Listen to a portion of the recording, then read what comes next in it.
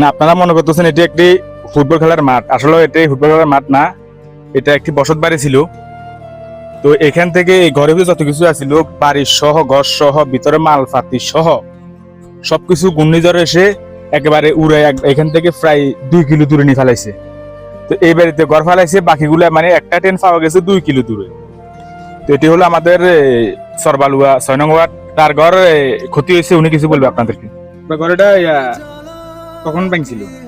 যে ওই বুধবার আপনার শ্রোতার ফাঁকায় আপনার ওই ঘর মিল হয়ে গেছে। সরকার যদি কিছু দয়া করে, আমরা তো গরিব মানুষ, গত আবার দিতে ঘরের মাল সামনা দুইগিন এগিন কাটার সব কুচে উড়িয়েলে, এখন ওই আরেক ঘরের পাশে নিয়ে এগিন ট্যাক্সি ওই লই গেছে গো। ঘরের মাল সামনা সব কিছু খাইতো না, অনেক দিন আরেকখানে নিয়ে আরেক বাড়িতে নিয়ে গিয়ে রাখতো। আর টইন যা খাইছি আর বেগি লই গেছে, কিছু নেই। কয়জনের ছাইতে গুছালেছে কাঠ